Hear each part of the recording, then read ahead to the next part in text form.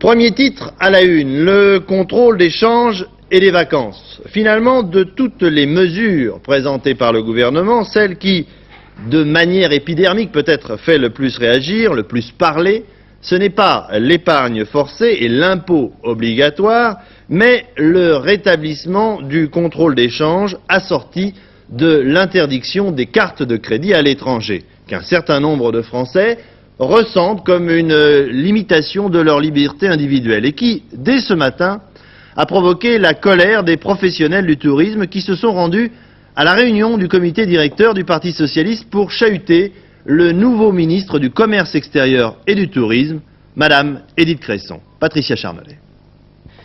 Ce matin donc, en pleine réunion des socialistes, des professionnels du tourisme pénètrent à l'Assemblée nationale. Édith Cresson, ministre du Commerce extérieur et du Tourisme, accepte de les recevoir quelques instants, s'engage alors un dialogue impromptu. Car vous nous tuez. Il faut que vous ayez conscience de cela. Nous sommes une profession qui demain sera sinistre. Nous allons avoir vraiment la mentalité d'être des sous-députés. Non, je ne pense pas, monsieur. Et là, ça va être la démobilisation totale. Madame la ministre, si vous me permettez, avant que vous passiez quelque chose, je voudrais insister sur un autre point. C'est que cette décision risque de mettre en péril la survie de pays entiers tels que la Tunisie, la Grèce, le Maroc, l'Espagne, l'Italie, etc., qui vivent grâce au tourisme français. Monsieur le Président de la République a dû déjà recevoir un télégramme. Si demain, Madame la ministre, si demain, Madame la ministre, si demain ces pays ne reçoivent plus de touristes français, ils ne pourront plus en recevoir, que ce parti ne pourront plus non plus acheter du matériel français.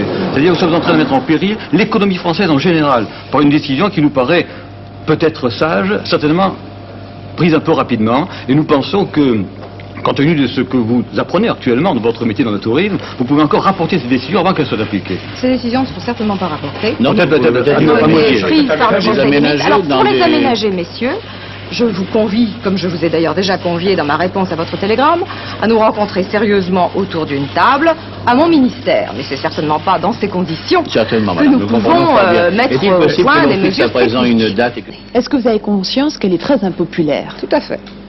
J'ai conscience qu'elle est très impopulaire parce que, bien sûr, les Français sont à l'époque où beaucoup d'entre eux ont déjà prévu leurs vacances.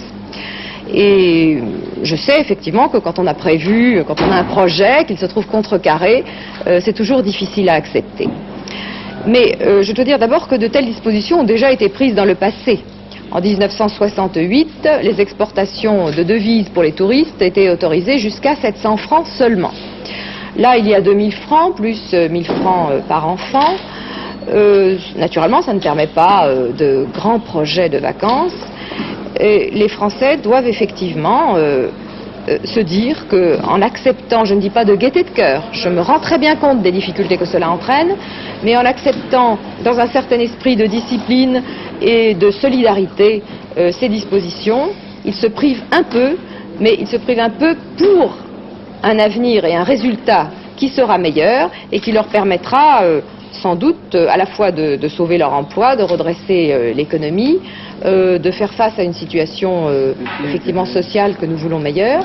Et donc, ils contribuent, je dirais, non pas passivement, mais ils peuvent contribuer activement au redressement de la situation économique. Et vous pensez que seules les vacances de cette année seront concernées, qu'il faudra aussi serrer la ceinture l'année prochaine? Non, je pense que seules les vacances de cette année sont concernées. Ça, c'est tout à fait évident.